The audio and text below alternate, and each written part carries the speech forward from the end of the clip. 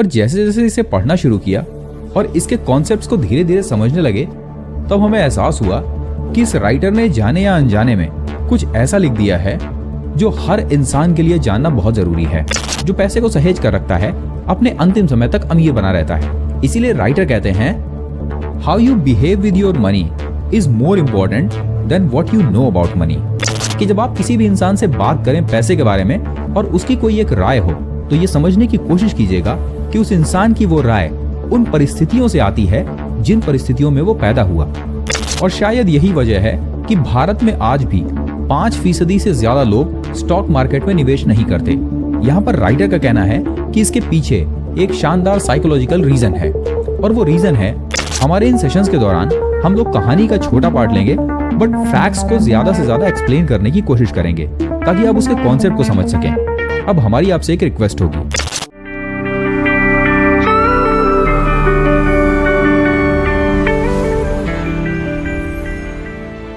Good evening friend. दोस्तों, एक मशहूर कहावत है, जिंदगी हमेशा हमें कुछ ना कुछ सिखाती रहती है, पर सवाल यह है कि हम क्या सीखना चाहते हैं।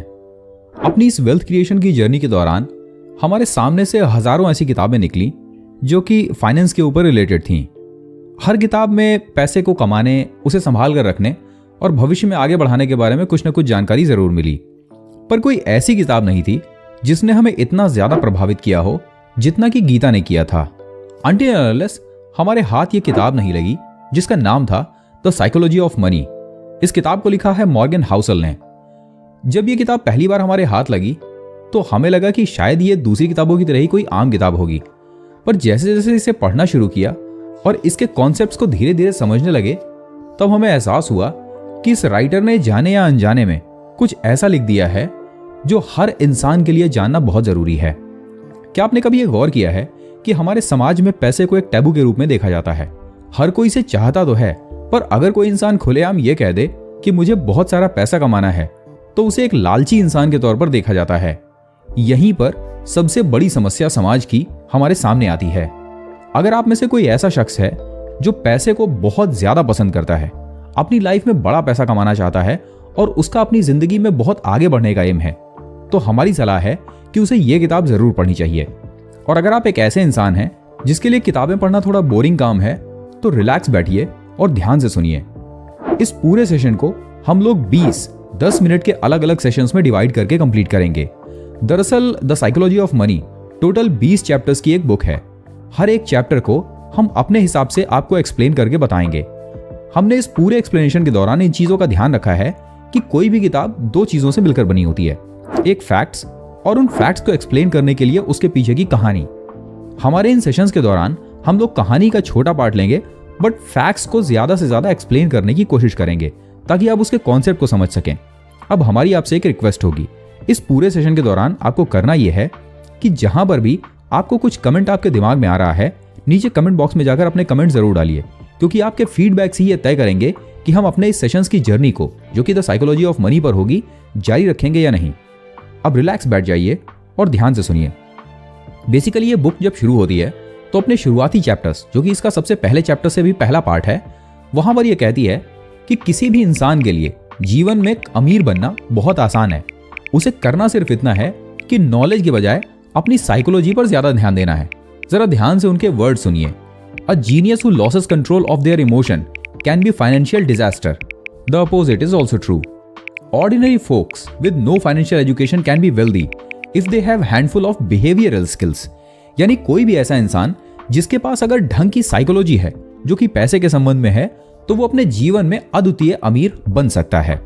हमें इसके लिए कोई बहुत ज्यादा बड़े नॉलेज की जरूरत नहीं है, सिर्फ हमें यह जानना है कि पैसे को कमाने और उसको सहेजने के दौरान हमें किन किन नियमों का ध्यान रखना है। इस कहानी के दौरान राइटर ने 2 ऐसे लोगों की कहानी शेयर की है जिनमें से दोनों ही इंसान काफी पैसा कमा लेते हैं, पर एक इंसान उस पैसे को लगातार खर्च करता रहता है बेहिसाब, और दूसरा इंसान उस पैसे को संभाल कर रखता है। जाहिर है कि जो इंसान बेहिसाब तरीके से पैसा खर्च कर रहा था, जल्दी ही वो ब्रोक हो जाता है, और पहला इंसान जो पैसे को सहेज कर रखता है, अपने अंतिम समय तक अमीर बना रहता है। इसीलिए राइटर कहते हैं, how you behave with your money is more important than what you know about money. यानी कि आप पैसे के बारे में कैसे बिहेव करते हैं, ये बहुत ज्यादा इंपॉर्टेंट है बजाय इसके कि आप पैसे के बारे में क्या जानते हैं। दूसरी चीज जो राइटर का कहना है वो ये है कि पैसे के संबंध में आप चाहे जितना ज्ञान हासिल कर लें, जब तक आपके खुद के ऊपर वो सिचुएशन नहीं पड़ती और जब तक आप उस सिचुएशन से खुद नहीं गुजरते, आप कभी भी ये महसूस नहीं कर पाएंगे कि कम पैसा या ज्यादा पैसा संभालते समय आप कैसा महसूस करते हैं। आपने कई बार देखा होगा कि बहुत सारे ट्रेडर जो दूसरों को सेमिनार में बड़े बड़े ज्ञान देते रहते हैं, जब अपना खुद का लाइव ट्रेडिंग करने का समय आता है तो वो बड़े बड़े लॉसेस करके बैठते हैं।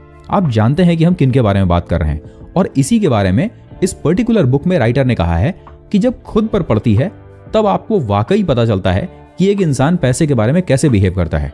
और इसी जगह पर राइटर कहते हैं कि इन्हीं विपरीत परिस्थितियों में अगर आप ठीक से बिहेव करें और जरूरत से ज्यादा लोन न लें और अपने पैसे को अनावश्यक तरह से खर्च न करें, तो आप दूसरों से कहीं बेहतर परिस्थिति में हो सकते हैं।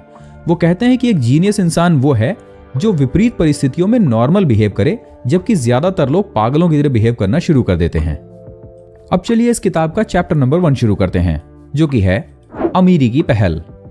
बेसिकली ध्यान रखिए, अलग अलग समय में पैदा हुए लोग अलग अलग तरह का एक्सपीरियंस पैसे के बारे में अपने जीवन में रखते हैं, और पैसे के संबंध में उनकी राय, वो किस माहौल में पले बढ़े हैं, उस समय इकोनॉमिक कंडीशंस कैसी थीं, इस पर बहुत ज्यादा निर्भर करता है। क्या आपने कभी इस चीज पर गौर किया है कि क्यों हमारे बाप दादा इस बात पर बहुत ज्यादा फोर्स करते हैं कि बैंकों में एफडी ही सबसे सेफ निवेश है? उसकी वजह यह है कि उनके समय में एफडी पर मिलने वाला रिटर्न 10 से 11% हुआ करता था, और उस समय कोई और रिटर्न के बहुत ज्यादा रास्ते अवेलेबल नहीं थे। पर आज के समय में जब एफडी के अंदर मिलने वाला रिटर्न 4 से 5% है और वहीं इन्फ्लेशन 7 से 8% है, तब हमारे आपके जैसे लोग बैंकों में रखने वाली एफडी को बेवकूफी समझते हैं और ज्यादा रिटर्न के लिए या तो स्टॉक मार्केट का मुंह देखते हैं या फिर क्रिप्टोज का या फिर ऐसे ही किसी अदर इन्वेस्टमेंट का। तो सबसे पहला नियम जो पहला चैप्टर समझाता है वो ये है कि जब आप किसी भी इंसान से बात करें पैसे के बारे में और उसकी कोई एक राय हो, तो ये समझने की कोशिश कीजिएगा कि उस इंसान की वो राय उन परिस्थितियों से आती है जिन परिस्थितियों में वो पैदा हुआ। कुछ लोग जो बहुत अमीर घराने से होते हैं वो पैसे के संबंध में रिस्क ले सकते हैं, क्योंकि उनके लिए 5 से 10 लाख रुपए का लॉस करना कोई बड़ी चीज नहीं है। वही एक ऐसा इंसान जो लोअर मध्यम वर्गीय परिवार से आ रहा है, उसके लिए 5 से 10 लाख एक बड़ी रकम है, इसलिए वो इस पर रिस्क नहीं लेता। इसलिए जब आप किसी इंसान के साथ में बात करें, किसी को समझाने की कोशिश करें या किसी का नजरिया समझ रहे हो, तो ये जरूर ध्यान रखिए कि वो किस बैकग्राउंड से आ रहा है और किस समय का तजुर्बा पैसे के मामले में उसके पास मिला है। दूसरी चीज जो चैप्टर नंबर 1 में आपको मिलती है वो है फियर और अनसर्टेनिटी के बारे में। इसमें इनका कहना है कि पैसे से जुड़ा हुआ जो डर और अनसर्टेनिटी है, उसको दुनिया का कोई भी नॉलेज फुलफिल नहीं कर सकता है।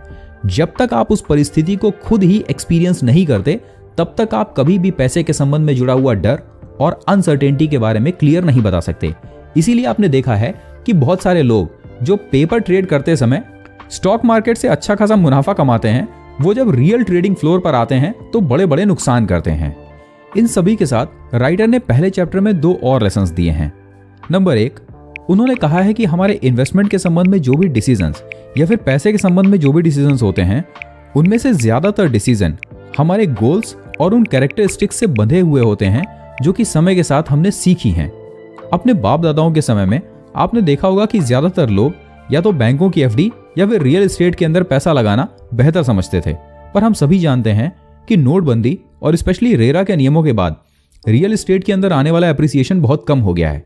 इसलिए आज के समय में हम इन निवेशों को उतना मूल्यवान नहीं मानते हैं। और नंबर 2, यहां पर राइटर ये कहते हैं कि पैसे का इतिहास बहुत ज्यादा पुराना नहीं है।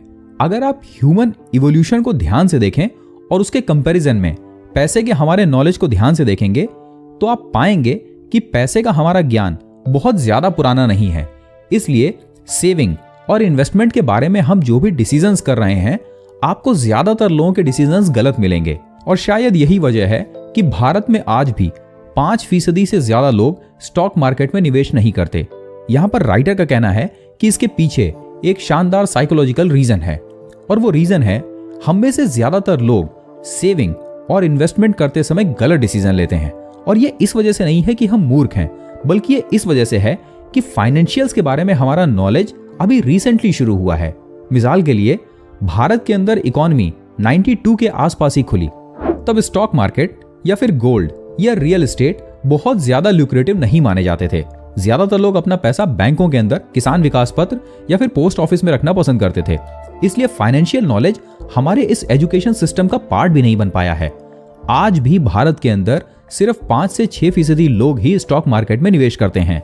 तो लेखक यहाँ पर यह कहते हैं कि चूंकि इन्वेस्टमेंट के बारे में हमारा नॉलेज बहुत ज्यादा पुराना नहीं हुआ है, इसलिए आज भी ज्यादातर लोग न ही पैसे के बारे में ठीक से जानते हैं, जानकारी रखते हैं और न ही सेविंग और इन्वेस्टमेंट पर ध्यान देते हैं। सो बेसिकली सबसे पहली गलती जो साइकोलॉजी ऑफ मनी बुक के हिसाब से किसी भी ह्यूमन बीइंग के द्वारा की जाती है वो ये है कि उनके पास पैसों के बारे में नॉलेज ही नहीं होता। ना ही हमारे एजुकेशन सिस्टम में इसे मैंडेटरी बनाया गया है, ना ही लोग इसे अपनी तरफ से मेहनत करके जानना चाहते हैं। इसलिए अगर आप चाहते हैं कि पैसे के बारे में आप अपनी समझ को बढ़ाएं और भविष्य में ज्यादा पैसा कैसे अर्न करें और उसे संभाल कर कैसे रखें, तो सबसे पहला काम जो आपको करना है वो है चैप्टर 1 को ध्यान से पढ़ना और धीरे धीरे पैसे के बारे में अपनी समझ विकसित करना। अब दोस्तों, हमारा आपसे एक सवाल है, क्या आज का ये सेशन जिस आसान भाषा में हमने आपके साथ समराइज किया आपको पसंद आया? अपने फीडबैक्स कमेंट बॉक्स में जरूर दीजिए, क्योंकि आपके आने वाले फीडबैक से ही हम आगे के सेशंस को और बेहतर बनाने में मदद हासिल कर पाएंगे। यदि ये सीरीज बहुत ज्यादा सक्सेसफुल रहती है तो हम कोशिश करेंगे think and grow rich, rich dad poor dad, the richest man in Babylon जैसी कालजयी किताबों का डिटेल डिस्कशन करने की। आपके फीडबैक्स का हमें इंतजार रहेगा। पैसे कमाना कोई मुश्किल काम नहीं है, मुश्किल काम है इसे सीखना, और सीखने के लिए जिंदगी से बेहतर कोई टीचर नहीं, क्योंकि जिंदगी कभी भी सिखाना बंद नहीं करती। पर सवाल यह है कि हम क्या सीखना चाहते हैं।